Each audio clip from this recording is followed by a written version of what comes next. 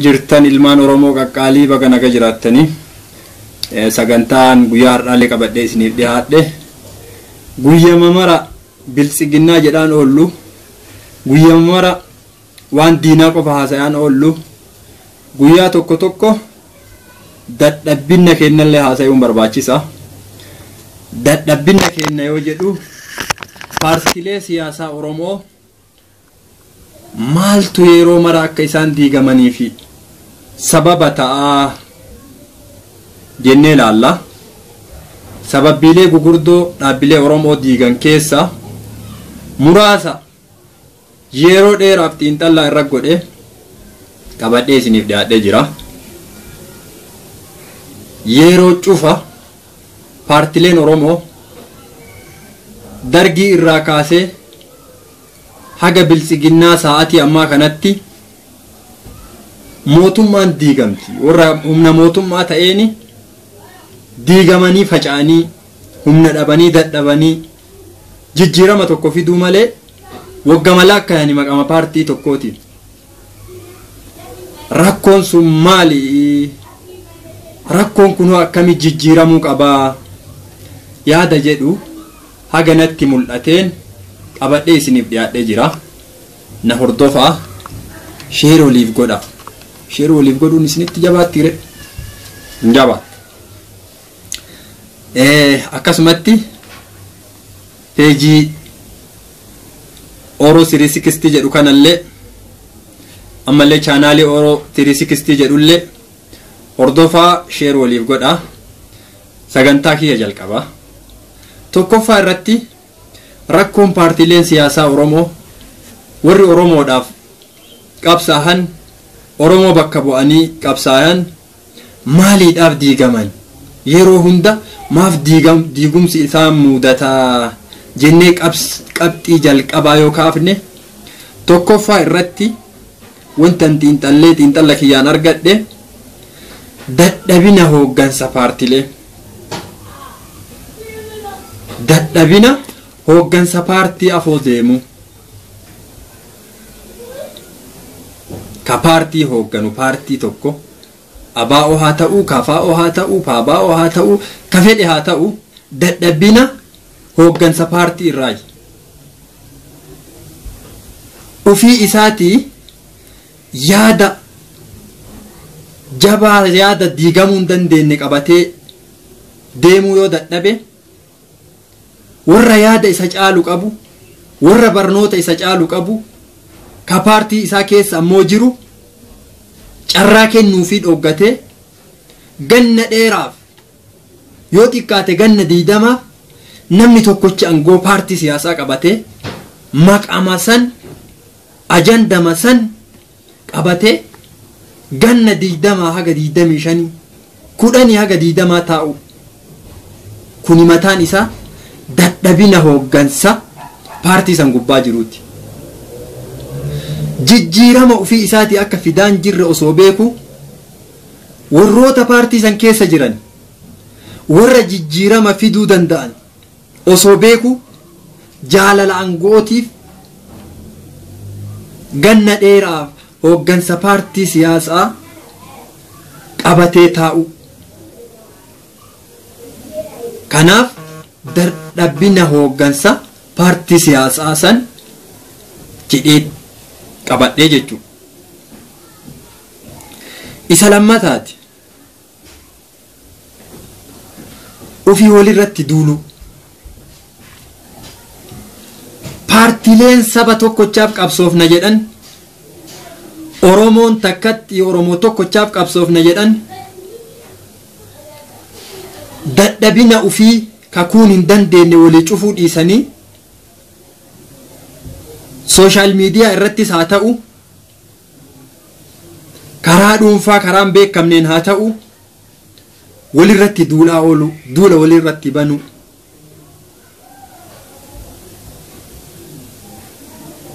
Duula walirratti banan kana akka diinni biraatis argate karaa laafisa paartii biraa saniin seenee paartii kana diiguuf karaa banu. Kuni dadhabbina paartilee siyaasaa Oromoo keessa jiru. Gaafa paartiin saba tokkoof dhaabadha jedhu hundinuu saba Oromoo qofa saba Oromootiif dhaabadha jedhu ufii isaatii walirratti duulee wal cabsuuf wal dorgomu diinni kana keessaan karaa guddaa argatee isaan lachuu isaan lamaan waliin dhahee cabsu jalqabu ufii isaaniitii walirratti duulan kuni dadhabina paartilee siyaasaa Oromootii jechuudha.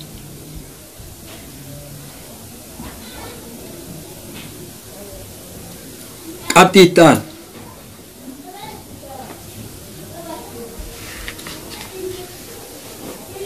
hoggansi paartii kana gubbaa jiru tarsiimoon isaa ajandaa diinarraa dhufu qofa ka eegu ka ufii isaati ajandaa mataa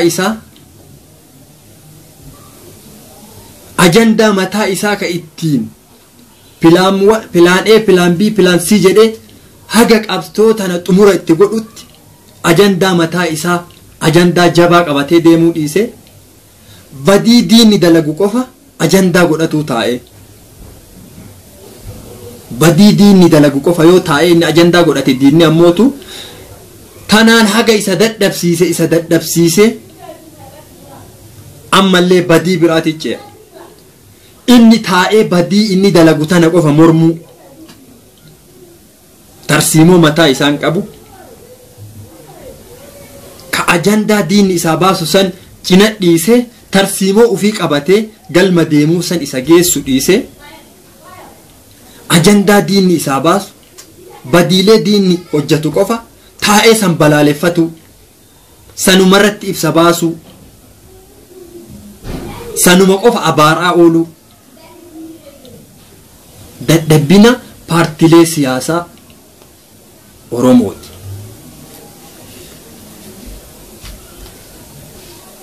Yoo inni taa'ee ajandaa ammaan tana bilisiginnaan baaftu yoo bilisiginnaa Wallagga keessatti nama ajjeeftu sanuma irra ibsa baasu taa'ee Arsiirra yoo nama ajjeefte sanuma irratti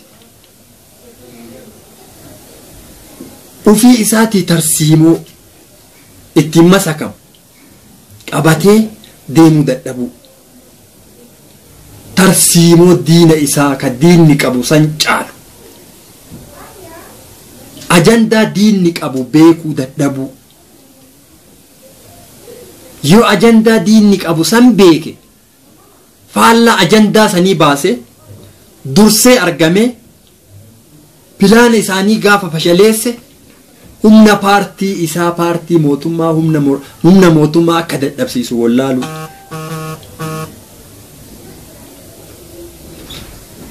hicciitii mootummaa keessaa argachuuf achi keessatti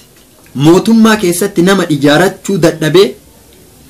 jumlaadhaan mootummaa guutuu walitti qabee sirnaaf nama gargar baasuu dadhabee mootummaa warra achi keessa jiru guutuma balaaleffachuu advaanteejii mootummaa keessaa basaasa qabaachuun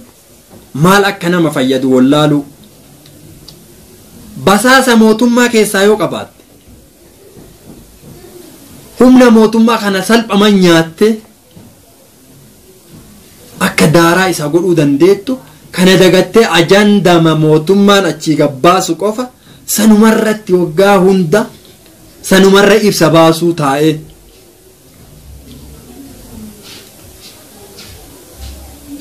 ummata uf dagachiisu wanni akkana ummata uf dagachiisanii akka ummanni socho'ee qabsoo mataa isaan geggeessine godhanii ganna meeqaa fidhanii kataa'aniini dadhabbina akkasii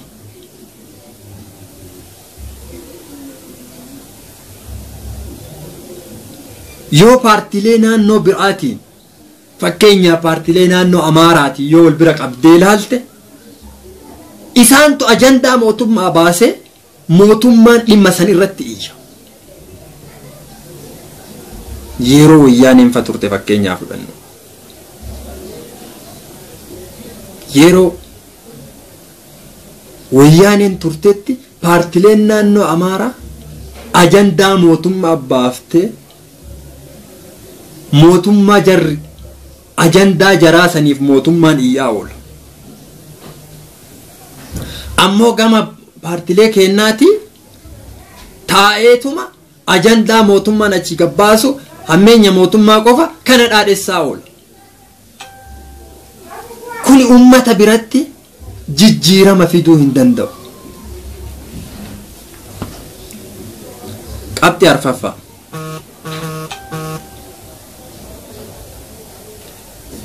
Hooggansa oomishuu dadhabu. Paartii ufii keessa jiru san keessatti hooggansa oomishuu dadhabee humna haarawaa oomishuu dadhabee caasaa bara 50 bara 30 bara 20 ganna 10 walitti qabatee bara maraa caasa maasu achi argamu. Caasaa jijjiirama tokko uf duran finne hooggansa biraa nama yaada bilchaataa dhiheessu. Paartii keessaa miseensummaa sirraa mulqine jedha. Maqaa gantuu itti maxxansaa. Maqaa diinaa itti maxxansaa. Paartii keessaa ari'u. Sababa angoo paartii irra jiruu saniif sodaatuuf jecha sodaachisanii waan garagaraatiin paartii keessaa ari'u. Maqaa diinaa itti maxxansanii ummata afoo gabbaasanii xureessu. Irra duulchisu. Yookaan basaasa mootummaa godhanii maqaa balleessu. Ufii bar paartii siyaasa isaa keessa yaada bilchaataa fi yaada hooggansi sun qabu ka caalu yoo fide maqaa hamaa itti maxxansanii dubbii isaa kana shiraan faallessanii isa gantuu fakkeessanii ummataaf dhiheessu, ummata biratti akka jibbamu taasisu. Hooggana oomishuu dadhabu walumaa galatti. Hooggana yoo ati oomishte, hooggana yoo ati baafte, yeroo ati hin jirre yeroo ati dadhabde waan galma ati qabatte san kaayyoo ati qabatte san galmaan gaha. Gaaf ati dadhabde ummanni si wajjin deemuu fi paartiin si wajjin deemu ka ati nama jabaa keessaa ariite sun ka ati nama yaada bilchaataa qabu keessaa ariite sun maqaa hamaan ummata bira ajeessite sun akka ummataaf faayidaa tokko hin buune goote waa cufa balleessite ufii bakka tokkoon ummata kana hin geenne paartii kana bakka tokkoon hin geenne yeroo ati dhabamte qabsoon ummataa ni dhabamti jechuudha.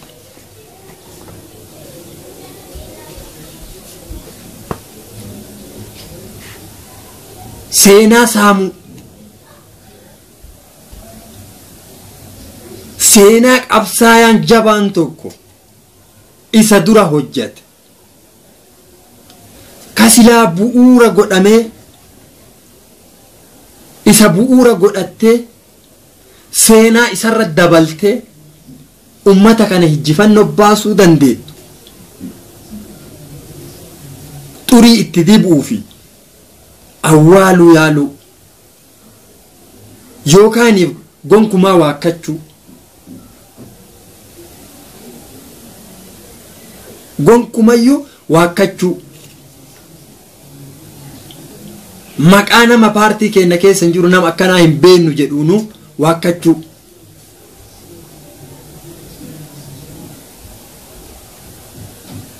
yoo namni tokko ka seenaa hojjate paartii maqaa guddaa kennee fi ummata bira beekamtii isaa kennee seenaalee inni hojjate san boonsaa san lafa kaayaa fi deeme dhaloonni biraa akkasi seenaa hojjata. Paartii san keessa akkasitti namni seenaa hojjatu ol baya. Kammaan jiru kun anummaan qofti haa mul'adhu, anummaan qofti haa dubbadhu, anummaan qofti haa beekamu, anummaan qofti haa jaalatamu, anummaan qofti haa kabajamu, anummaan qofti haa duroo. akkasii yaadu. Yaanni akkasii paartis ummatas bakka tokkoon hin gahu. Walumaa gala kuni qooda walii kaayuu dhabu. Jabina nama saba kanaaf qabsaayu paartii kan kee keessas ta'e paartii biraa keessatti dhuunfattis ta'e karama kamiinuu dhaabuma kamiin keessattuu dhaabbilee amantaa keessatti haa ta'u waldaalee amantaa keessatti haa ta'u beekamtii dhooggachuu yaada gaggaarii inni fidu kana beekamtii dhooggachuu harkaa tuffachuu ufii yaada san karaa biraatiin ufii keetti hojii hiittee ittiin beekamuu fi ittiin mul'achuuf ittiin faarfamuuf yaalu. Wanti akkana hoogganallee dhalachuu dhoowwa namoota jajjabaallee kolaasaa deema. Hamilee cabsaa deema. Wanti akkanaa kunniin paartilee siyaasaa keenya ka dadhabsiise keessaa qabxiilee jalqabaati. Itti aansee ummata ijaaruu dadhabu. Ummata akka itti ijaaruu dadhaban qabxiin jalqabaa ummata ijaaruu itti dadhaban osoo dalaganii hujii gaarii dalaganii hujii mul'ata qabu dalaganii ummata biratti onnee ummataa seenuu hin danda'in kiisuma ummataa seenuu yaalu ummatuma qabsaayaniif san osoo hujii tokko hujii qabatama qabu hujii gadiin bahanii ittiin boonanii ittiin dubbatanii ittiin milkaayan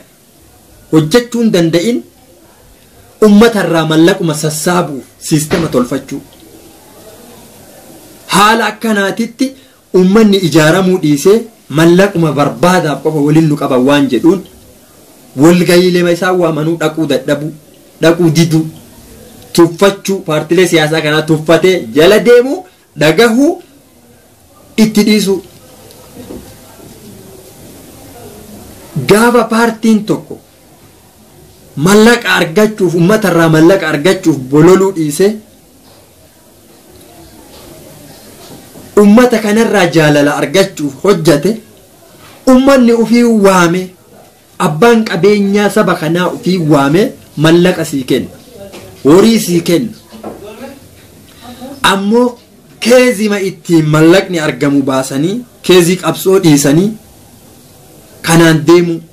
ummanni haala kanaan irraa dammaqee paartii kana waliin qabsaayuu dhiisee mallaqumaaf deeman mallaquma barbaacha waliin nu qaban malee ajandaa fi wanni qabsoof isaan harkaa qaban tokkollee hin jirtu faayidaan isaan fidanillee hin jirtu jedhanii tuffatanii isin biraa deema jechuudha ummanni. Karaa kanaan ummata ijaaruu dadhabdan. Kun dadhabbina keessadha. Hinjifannoo saamuu yoo isin hin jedhu paartilee siyaasaa ganna meeqa guutuu bakka itti awwaalamtan isin wallaalle gurbaa tokkocha rabbi Oromoof ol kaase Jawaar Muhammad ka wanni inni dalage lakkayamee hin dhumne waan inni dalage akka inni nuu jedhe paartilee siyaasaa walitti qabuu dadhabanii mataa walitti qabuu dadhabnaan miila walitti qabne akka inni jedhe san hinjifannoolee bobboonsaa inni galmeesse ummata walitti qabee inni galmeesse akka paartilee siyaasaa Oromootitti beekamtii dhoorgattanii jirtan Jawaarii. Paartilee siyaasaa Oromootitti beekamtii dhoorgattanii hayyuu akkana ka qabsoo isin ganna 20tti jijjiirama tokko hin fidin ganna 4 keessatti ummata walitti qabee kutaa Oromiyaa guutuu wal dhageessisee wayyaani akkasi firfirsee darbe san beekamtii dhoorgattanii ol baatanii namu qabsoo bara akkanaa goone dhuguma waa hojjettanii jirtan ammoo isin irra hojjechuu isaa nama jabaa qabsoo tana xumura itti godhuu danda'u ta'uu isaa tokkoon keessan amantanii tokko nuu ta'a jedhee ganna meeqa isin kadhatee isin dadhabanii biyya galchanii isin kadhatanii isin dadhabanii silaa beekamtii isaa kennitanii tokko taatanii ho'atummaan nu hooggani nuun deemi saba kana bakka yaadu saniin gahi osoo jettanii sabni Oromoo biltsiginnaa jala kufee har'a biltsiginnaan akkana ittiin taphatu. Isin Jawaariin hinjifannoo inni galmeesse saamuu qofaaf paartileen siyaasaa Oromoo qeerroo inni galmeesse mataa walitti qabee guutuu isii mataa walitti qabee akka rasaasaatitti wayyaanetti tokkose ittiin wayyaanee mooyate san maqaa garagaraa itti moggaafatee namu qeerroo akkasii jedhee har'a qeerroo sanuu gargar bittanneessuuf wanni isin godhin hin jirtu. Kana wanni jennuuf haga Jawaar mana hidhaa seene mee paartileen siyaasaa gadi baatanii nu cufaa hidha yookaan hayyoota teenna tana gadi baasaa jettanii duula jabaa mootummaa irra gootan mee gabbayaa dubbadhaa ka nama isin caalu baga isin irraa hidhanii calliftanii diriirfattanii ofirraa taa'u jirtan karaa ittiin waan liqimsitan argattan qofa barbaadu jirtan hagan paartileen siyaasaa yoo amma booda qabaanne malee tokkoon keessan ka mootummaa kokketti ejjattanii waan ummanni kun barbaadu irraa fuudhuu dandeettan hin jirtan. Kuni dadhabbina guddaa paartileen Oromoo qabdu. Furmaanni waan an amma haasayu kana cufaatu furmaanni isaa gaafii ummanni Oromoo ganna meeqa isin gaafataa ture san qofa deebisu. Sayyoo deebiftan furmaata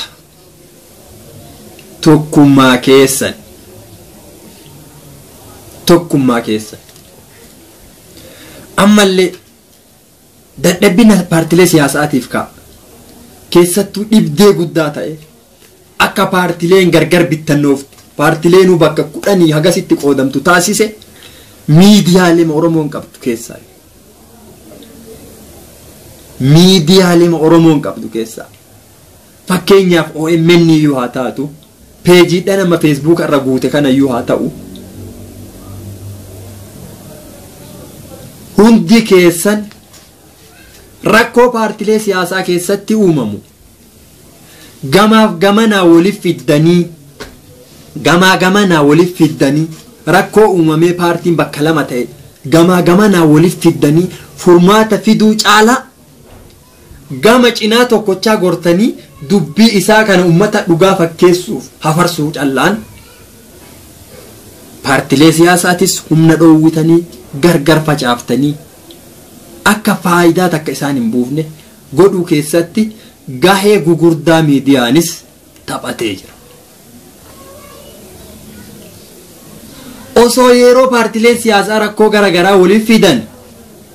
tokko faanaa goree oduu tokko qofa waan tokko qabu qofa ajandaa tokko qabu qofa ummataan gahee dhiisuu baate ajandaa jarri kun lamaan qabu wal bira gaffide araara buusuuf miidiyaaleen Oromoon hin qabna jettu irra hojjatee yaale paartileen Oromoo haganallee facaatu karaa dhoowwattan karaa ittiin faca'u osoo dhoowwitanii gargar facaatee akkana humna dhabdee sagalee nama tokko dhageeffachuu fadha inteen tokko yoo taate afaan tokkoon dubbatti ummata Oromootu tokko ummanni Oromoo guutuun paartii tokko jala deema hooggansa kutaan hin waamani hooggansa bakka fedhe haa bayu Walloo haa bayu Wallaggaa haa bayu Arsii haa bayu Shawaa haa bayu Harargee haa bayu bakka fedhe haa bayu hooggansa kutaa tokko keessaa baye jala deemti ajandaa tokkocha yaaddolee bilchaataa achi keessa wal ga'u keessa cuunfitanii ka ummata kanaa fayyadu fuutanii deemtan ummanni kana jala deema bakka yaannu ni geenya yaada bittannaaya dhaaba bittannaaya miidiyaa bittannaaya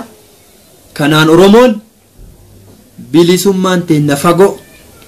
deebiftanii bilchiginnaan maantu paartilee Oromoota ummanni ganna meeqa faarsaa ture san caaltee